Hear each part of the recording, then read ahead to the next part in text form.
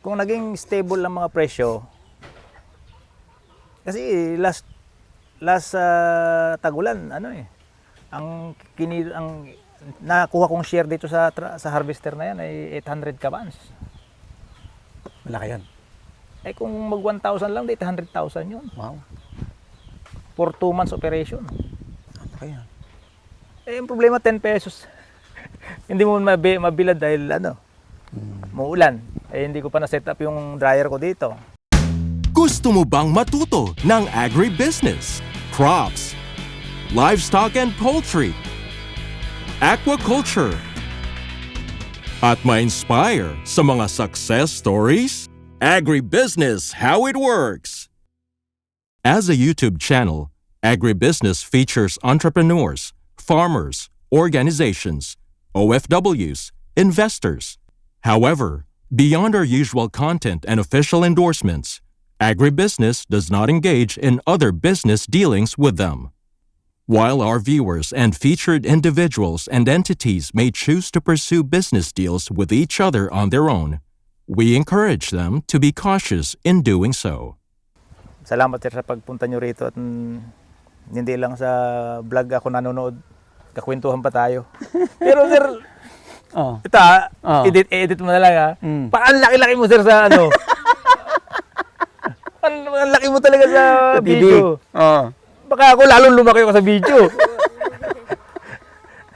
Totoo nga.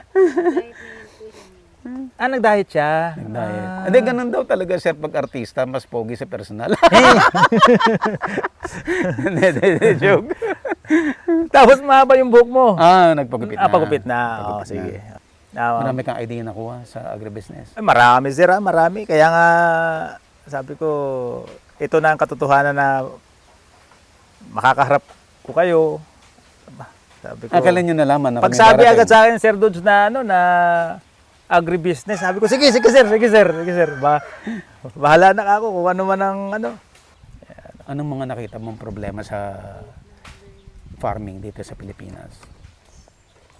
Siguro sir sa technology at saka sa machineries. Nandun na rin tayo eh. Nakakasunod naman tayo doon.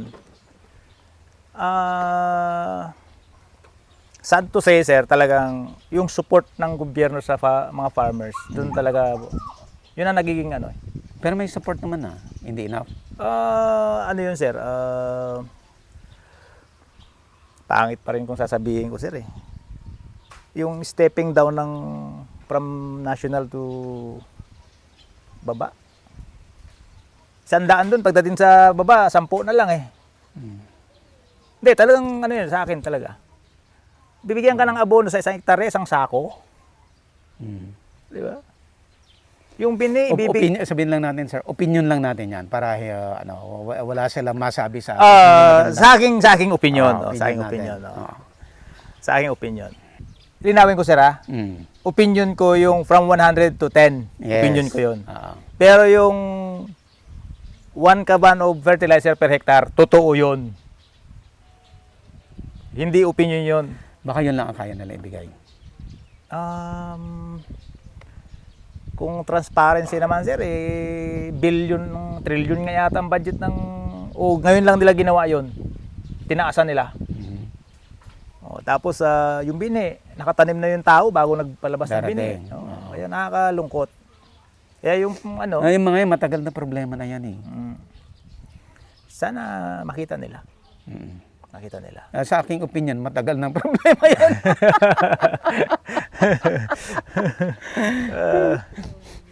So, yun ang nakikita ko na ano. Pero lately naman ay parang ano, tulad yung 1 hektarya, bibigyan ka ng 1 latang sibuyas. Sino nagbigay? Ang DA. Ang DA. Yung municipal o yung region? Municipal. Okay. Dumadaan yan. Okay. Tapos, kamusta naman yan? Malaking tulong yon o maliit pa rin? Sa akin, sir, ganito na. Keen-observer ako. Okay. Yung ginagawa nila na yan, sa aking opinion, parang may anak ka, iyak ng iyak, ngawa ng ngawa. Bubunutan ka ng 1 kende, tumahimik ka. Kaya, parang yung galit ng tao, parang binigyan na rin tayo eh. Biglang parang gagaan mawawala. Pero kasi yung iba wala namang, ewan ko. This is the reality. Yung ibang nakalista sa DA, yung mga walang saka. Ibebenta yung ano. Ito, nakakalungkot na katotohanan. Kaya nga tuwing magme-meeting ang mga technician, mag-reassess kayo. Ikutan nyo, hindi kayo dapat nag-assess dito sa barangay hall. Puntahan nyo yung bukid. Yung bukid talaga. Tama. Kaya nung minsan nagpunta sila dito, marami akong manok noon dito. Marami. Ngayon, pinawalan ko na lang eh. May 300 ang manok ko dyan. May manukan ako noon eh. Pinuntahan ako ng technician na mayroon daw birds flu sa Kapitolyo. Malapit na 6 towns lang dito na. Kataya ko 5 manok. Inubos ko. Dahil baka abutin eh. Pala wala. Wrong info? Wrong info. Sabi ko. Yun ang alam nila na makakatulong sa magsasaka. Kaya nung hinahanap ko yung technician, ayaw na magpaabot sa akin eh. Ando rin ako, sir. Sabi nga nila, bago ka maging good leader o kailangan mo na maging good follower, di ba? So, sumusunod naman ako sa kanila. May patawag ng barangay, meeting, ganyan. So, para pagdating ng araw na gusto mo maging leader, at least, di ba? So, yun ang, sa tanong mo, sir, na yung mga nagiging ano sa farming, talagang akalungkot sabihin na paano pa ako mag-i-stay dito kung tatanim muli ako pag-ani, hindi ka sigurado kung tama ang presyo. Sir Bong, yung observation, yung ating sariling opinion na sinasabing ito na mga problema ng farming sa Pilipinas. Sa'yo, yung sa'yo na lang muna, may solution ka. Huwag na muna yung gobyerno kung may magagawa silang solution. Yung sa'yo muna. Tulad yun, sir, walang mga drying facilities ang gobyerno. Okay. Gumawa ako ng sarili kong dryer. Okay. At least papatuyo ko man lang yung balat ng ma-stay ko man lang ng 3 weeks to 1 month, nandyan lang, hindi masisira. Gumanda ang panahon, buho sa highway. Kasi yung highway nagiging solar drying facilities yan ng mga tao. Which is mali rin yun. Mali. Kasi kalsada yan eh. Kalsada yan. At saka yung quality ng grain mo na apektuhan. Dudurog yan. So yun sir ang naging ano ko ngayon. Kaysa ibigay natin lahat ng sisi sa gobyerno. Hindi natin alam kung kailan uulan, kailan na araw. So kailangan meron kang mga nakaabang na solusyon o Na pang sa'yo. Sa- Which is nag-work. Nag-work sir. Nakakatulong ng malaki. Nag-work sir. Yeah. Karamihan ba ng farmer, walang ganong sariling solusyon? Kasi nga sir, kaya nga naging farmer, mahirap talaga eh. Mahirap talaga. So, yun yung kaya nga, kasi kung hindi mahirap yan, di negosyante sana yan, nagtitinda sana yan, di ba? Kaya nga farmer siya dahil, hindi ko naman sa minamalit ang farmer. Kasi pang the word farmer, talagang, yan lang alam niyang trabaho eh. Okay. Though Ang magtanim lang. Ang magtanim. Ang magbenta, hindi niya yon. Wala siyang kaalaman doon. Magbenta para kumita ng maganda. Dahil nga sir farmer, inuutang yung kapital, obligado siyang ibenta kagad yun para hindi na mag-roll yung interest. Kapital, yung interest. So kahit medyo palugi, go na yan. Pikit mata na yun. Pikit mata na yan. Kasi gusto niya magbayad. Kailangan mabayaran niya. Kailangan niyang bayaran. Yun sir, yun ang ano. May sir, doon sa farmer, yung ordinaryong farmer, may magagawa ba para magbago yung pananaw, yung buhay diskarte. Okay, okay sir. Ganito. 14 years akong nag-abroad. So yung mga bata noon na kasi ang naging mindset ng mga nakita ko lang, yung dati naming mga kinukuhang arawang yung labor sa bukid, hindi na ngayon sila nagli-labor eh. Ano na? Napaaral na nila yung anak nila, nasa Australia na. May pera na sila sir eh.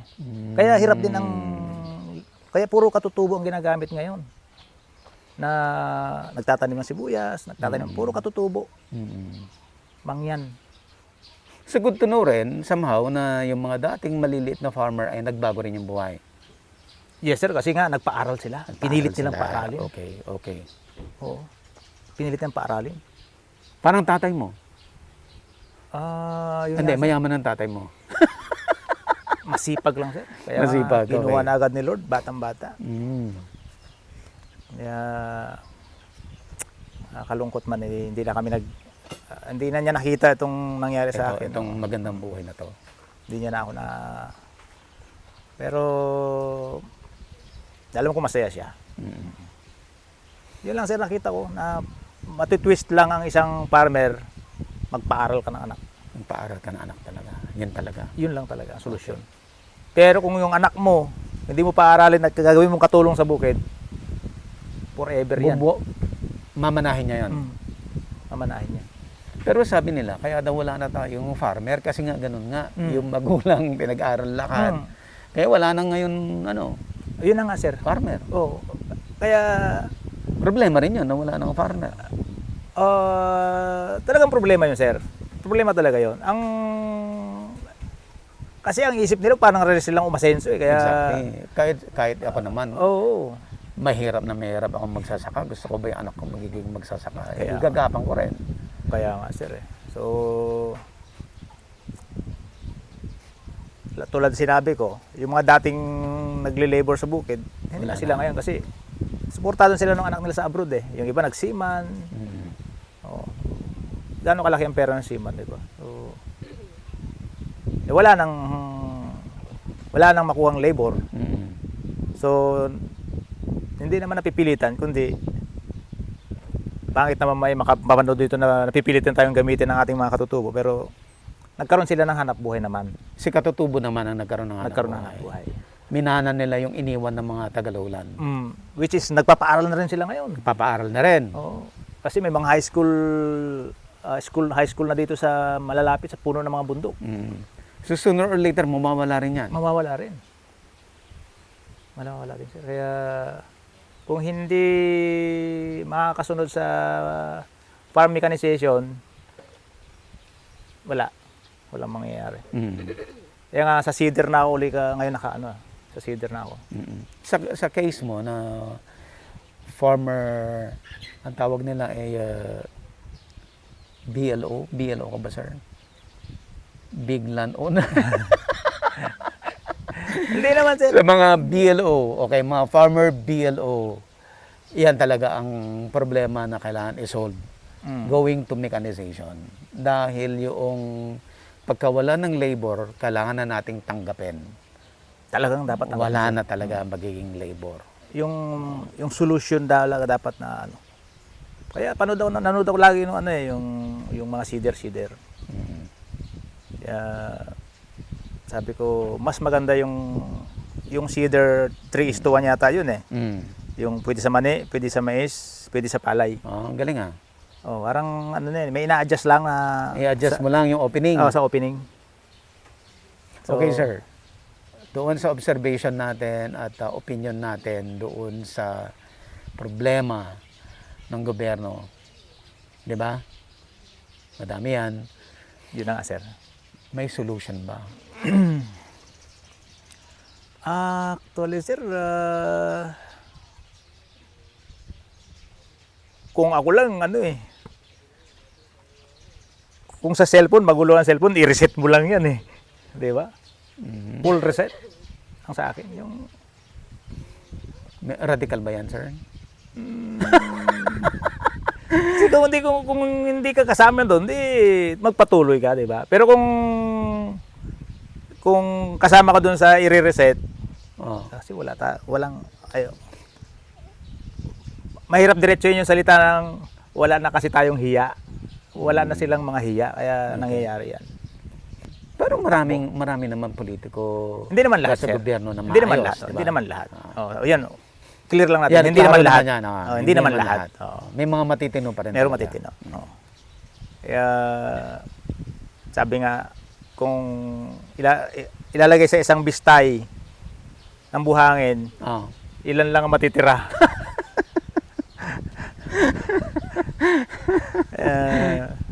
Sa case mo, ang tagal mo nagtrabaho sa Guam, sa Australia, maganda ang career mo, maganda ang buhay, pero nag-decide ka umuwi ng Pilipinas at nag-venture into farming. Meron ka ng 3 years, may napatunayan ka, RBA, kumbinsido na you're doing your best, na capable ka talaga para suportahan. At base sa kwento mo, talaga naman kumikita ka dahil may sarili kang intervention na hindi kailangan umasa sa iba, sa gobyerno man, or kung may tulong, good, pero kung hindi, may gagawin ka para Tama, sir. Tama. prosper yung venture mo. Sir, maraming OFW na pangarap din, makauwi din, makapag-start. Ano ang kailangan nilang gawin? Okay. Yung paglayo nyo sa pamilya, napakalaking sakripisyo yan. No? So, pilitin yung makaipon ng puhunan. Kung supplies man ng farming yung inyong gustong gawin, so, or mag-farming kayo, tignan nyo rin yung may market yung itatanim nyo o yung ipa-farm nyo. Para hindi kayo mahirapan sa final stage. Yun ang importante. And then hangga't maaari, kung yung lalaki, pwede sanang kung yung lalaki ang naiwan sa Pilipinas, yung babae nag-abroad, so financially masusupport niya na yung kung Ano dapat ang gagawin dito na farming venture? kung ma-farming venture, marami naman kung walang lupa, talagang gusto mo lang talagang i-try yung tulad ng pagsisibuyas, sabi nga nila ay yan ay ginto talaga yan kung ituturing kasi mahal talaga ang kilo niyan. So, pwede niyang suportahan yun. So, wala na silang utang hanggang sa makapagpaanin sila ng walang utang. So, magandang start ng isang pag-OFW na itatransfer dito. Huwag niyong uubusin ang pera sa abroad. Kasi wala kayong maiipon. Dito niyo ipalit yung pera niyo na dolyar, mas malaki. Mas malaki. Pero kung doon, bibili nyo lang rin doon sa abroad yung pera nyong kinita, ay di mas mabuti pang umuwi na lang kayo. Yung iba kasi maluluho eh. So, kaya halos wala rin nangyari. Iyak din pagbalik sa Pilipinas. So dapat talaga isipin nila ano ba talagang reason ba't sila umalis. Yes. So para sa pamilya gumanda ang buhay. So, Yes, sir. therefore dapat gawin dito. Yes, sir. Yes, sir. Paano sila mag-umpisa? Ikaw, sir, paano ka nag-prepare ang sarili mo nung umuwi ka?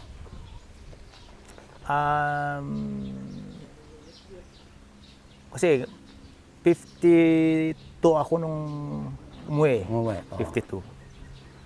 So, sabi ko for 14 years ako nasa abroad. Siguro enough na rin tong perang naipon ko para subukan mag-invest ng mga makinarya. Subukan natin magsaka. So 3 years na. So nagbago ang takbo ng panahon. So hindi na rin typical sa pagsisibuyas kasi yung biglang uulan. Kaya, hindi na siya para mag-firm ka na lang sa isang pananim. Hindi na Rotate. Kailangan meron kang Rotation. Kaya sabi ko nga sa'yo, tulad dyan, may panibago akong itatanim na pechay. So, tinignan ko ang market. Sabi nung kontak ko sa palengke, 20 pesos per kilo daw. Ngayon. So, malaki-laki rin yun. Malaki na rin. Oo, malaki-laki na rin yun. So easy to manage kasi. Tsaka Basta hindi panahon ng peste. May peste rin kasi. meron yan sir, meron yan. May panahon ng peste. Parang sir, may pinunta nga sa parting... Pangasinan. Oo, sinundan ko yung vlog na yun eh. Oh. Okay sir, going back to dun sa OFW na gustong umuwi. Ano yung kailangan niya i-prepare sa sarili niya para makauwi siya once and for all? Okay. Pag alam niya ng sapat na yung naipon niyang pera para mag-umpisa ng at least 1 year round Mm. na walang utang. Tuloy-tuloy na yan. So ang buhay OFW, utang-utang-utang din doon? Kasi nga sir, di ba OFW yung asawa, yung lalaki. Siyempre, papadala niya yung pamilya niya, di ba? Lahat, Pero kung wala kang nasisave sa naiiwan sa'yo, na ipapadala mo lahat, ay hindi pa handa para bumalik ka at mag-umpisa. Kailangan si lalaki mag-ipon talaga. Meron talaga. Maliban doon sa pinapadala. Yes, sir. Yes, sir. Kailangan talaga, sir. Kaya kung sasabayan ni lalaki ng inom-inom doon, $1 per can of beer, ay magkano yun dito? Diba? $2 pa nga yata kung minsan. 100 pesos. 100 pesos. So, kung sasabayan ng ano doon, nung nasa abroad, na doon gagastusin yung pera at magpapadala ng konti rito, tapos kakapusin nyo nandito sa Pilipinas, mangungutang. Pag nagpadala siya, tatapala sa utang, utang na naman yon. Hanggang sa, ano nangyari sa pag-abroad? So, kailangan, sir, na may naiipon yung nasa abroad. Para, oy, ready na ito. Kasya na siguro tong kung sa Magkano peso. dapat ang ipon? Kung sa peso to, nasa 300,000 na ito ah. Pwede nang isugal yun? Dagdagan mo. Kung kaya pa at bata-bata pa naman. Sa Dagdagan. milyon? Mga 1 milyon siguro. Mahirap bang ipunin ng 1 milyon sa abroad? Sa ngayon, sir, matataas na rin ang mataas na rin ang bigayan ng Sweldo? mga employer. Oh. Tataas na. So kaya? Kaya. Kaya, sir. Mga ilang taon niyang ipunin yun, 1 milyon? Dalawa? Siguro isang kontrata pa uli niya. 2 years. 2 years. Sa lahat ng napag-usapan natin, maganda, problema, challenges, ang onion, nakakayaman, ang onion, nakapagpapalubi, lahat na na-discuss natin. Sarili mong intervention, problema sa gobyerno. Kung ikaw tatanungin ngayon, sir, tama ba ang decision mo? Dalawa pa rin sila sagot ko eh. Tama kasi nandito na ako sa sariling lupa. Nasa Pilipinas ako. Pero hindi naging dire-diretso yung yung magandang takbo. Sa ngayon siya talagang naramdaman ko rin na dahil nga doon sa failure doon ng Tagulan. So hindi siya naging maganda yung diretso. Sabihin natin diretso maganda, tama yung naging desisyon ko para may klarong sagot. Tama. Tama. Kailangan mo lang harapin yung mga challenges pa. Yan. Ba't tama? Tama. Sir Bong, thank you so much. Salamat din sir, nakapunta kayo rito. Thank you sir, thank you sir. Nakapunta kayo rito, salamat din. Ano to, isang part ng buhay ko na sabi nating may magandang narating na kaharap kita. Thank you sir. Kaharap kita. Patay na apoy, sasara mo lang siya. Titigil na yung apoy. Okay. So, uling naman yan, uling. Asa may lalagay yung uling Ayan, dito? sir, may grills yan eh. So, naka-open yan pagka nagluluto ka. So, malakas yung apoy niyan. Kasi, ganun pala yun. Kasi, ang sir, ang components ng isang, ano to sir sa engineering ito eh. Laging component ng isang apoy, hangin, heat, and fuel. 3 components of fire. Hangin, Hangin, heat, fuel. and fuel. Parang sa sasakyan. Yung heat niya kasi doon, yung compression. Yung fuel niya, so sarahan mo yung hangin galing sa labas, wala rin siya. Kaya pag black na yung air cleaner mo, maalikabok na yan, mahina siya humatak kasi black na yung air. Nawala ng fuel, so hindi pa rin magpa-fire kasi walang fuel. So loss compression, yung heat, hindi rin siya hatak na maganda kasi wala pa rin fire na maganda. So yung 3 components ng fire na yan dapat kumpleto para kung sasara mo to, wala ng air, di ba? Walang air. So yung fire wala na. Yeah. So yun ang components ng So ito naman sir, yung rocket stove ko. Okay. Ay dito naman ang feeding yan ng panggatong dito. Anong ginagatong dyan, sir? Kahoy? Yan lang. Ito. Tambak-tambak lang yan dyan. Tapos ganun din. Ganun Sa sara din, mo, pag sara niya, nawala. titigil yan. Hindi. Na-feed na, may fuel ka na, di ba? Yung kahoy yung fuel mo din eh. So, kailangan mo ng air to. Sa ilalim, bukas yan. Pag walang hangin masyado, pwede kong lagyan ng blower na yung maliit. Kasi itong tubo na ito, pwedeng lagyan ng yan. So, ang naluto niyan ay kamuting kahoy. Sarap. Pakita mo natin. Galing sa tanim mo, sir? Tanim ng mga katutubo yan. Pinagtatanim ko sila paikot yan sa kanila. Talaga? Pinagtatanim ko yan sila dyan, sir. Kanila yan. Nagbigay lang kanya kasi naman nagbunot sila kahapon. Binibenta rin nila. Binibenta na, kinakain na nila. So, nakakatipid din sila sa pagkain. Pamilya rin yan. Pamilya yan, 2 pamilya yan, sir. Mag-anak. Magbiyanan. Magbiyanan. Magbiyanan yan. Inanak ko sa kasal yung Yung anak. Palipat-lipat sila ng kung saan sila magilid ng ilaw. Sabi ko, doon na lang kayo, sabi ko doon. Lalagyan ko kayo ng bomba at saka CR. Ayoko ka ako ng pakalat-kalat kayo dyan. So, kailangan matuto kayo ng modern world, hindi yung buntok pa rin. So, ayos naman na sila. Natuto na rin, naliligo na rin araw-araw. Dati, nako. So,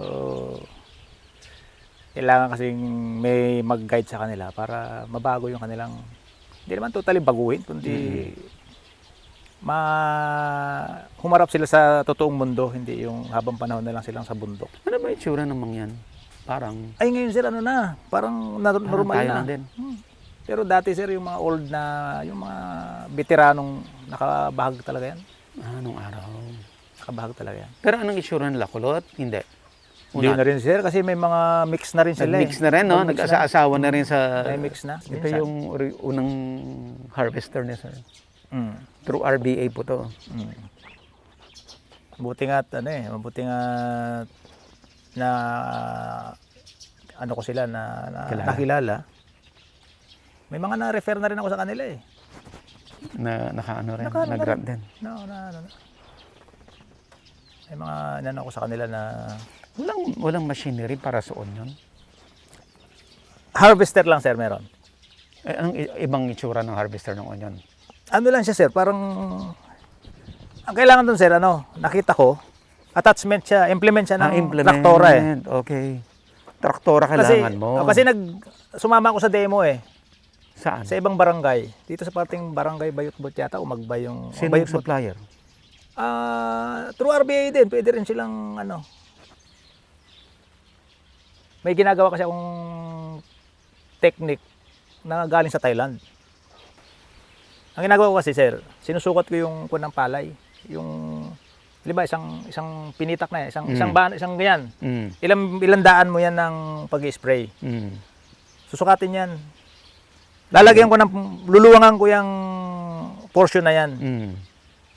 Lalaki naman yung puno niyan sir eh. Pag malayo sa isa't isa, lalaki yan eh. So pag nag-spray ka, may daan ka. Hindi ka na kailangang maghawi ng palay. So lahat ng ng sprayer mo, tatamaan lahat yun kasi yung distansya, nasukat mo na yun bago tinanim eh. Pero yung harvester, mas kailangan mo yan. Kailangan talaga yan sir. Kailangan. Kailan mo i-implement yung harvester? Ng sibuyas? Ng sibuyas. Kaya kong gawin sir eh. Ikaw nagagawa. Nakita ko lang kasi yung... implement lang naman. I-attach ka. Ang ano lang doon kasi sir,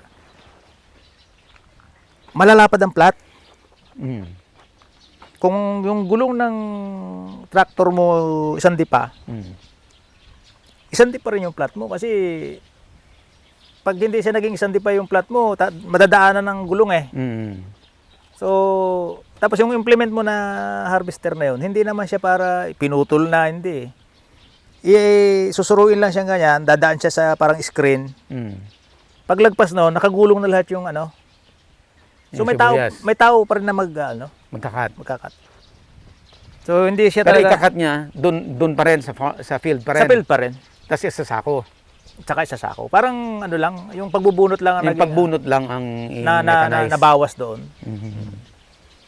Kaya sa akin hindi na rin siguro para ano. Kasi paano mo ipipresyo yun sa nagbubunot? Ipalulusungin mo rin siya para putulin saka ibag. So hindi pa rin.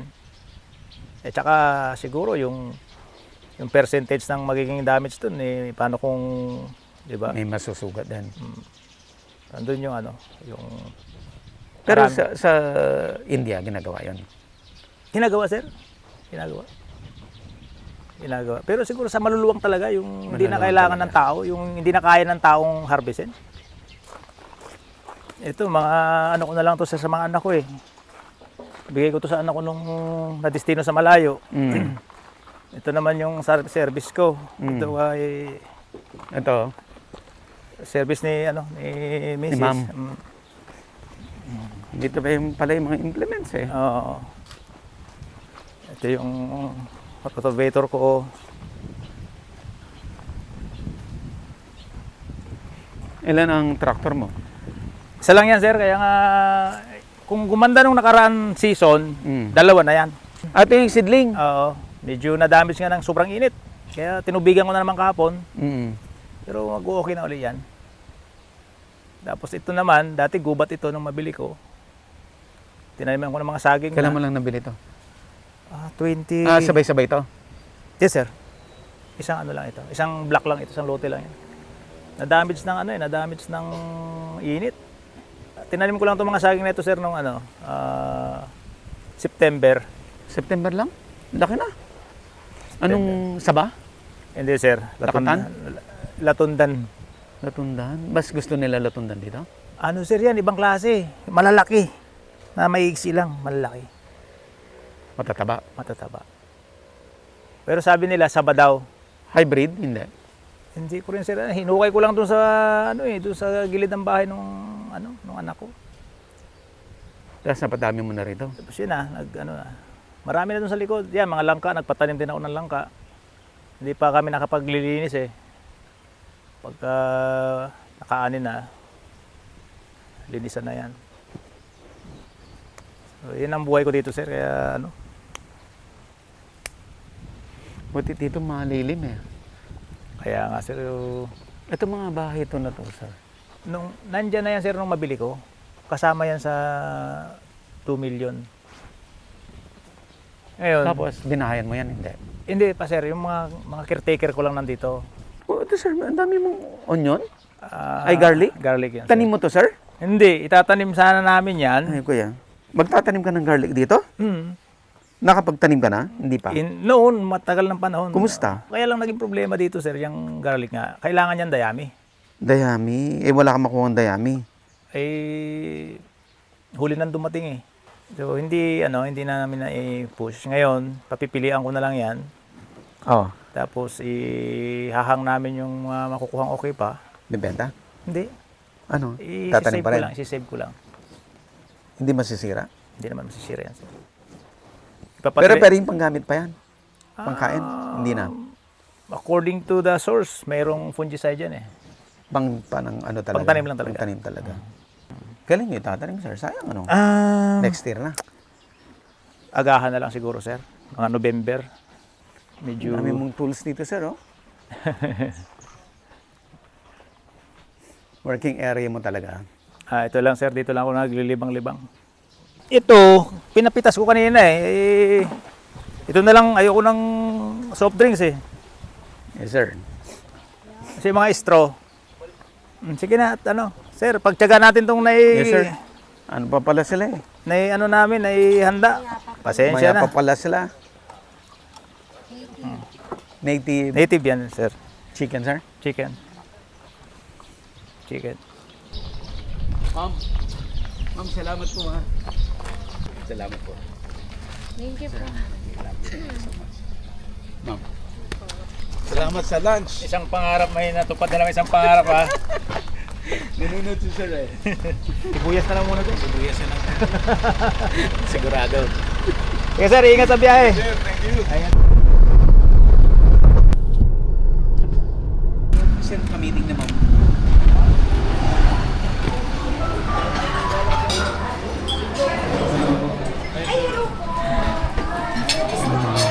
Kamusta? Kamusta, sir? Si Sir Robert. Ay, hello sir. Bali ko.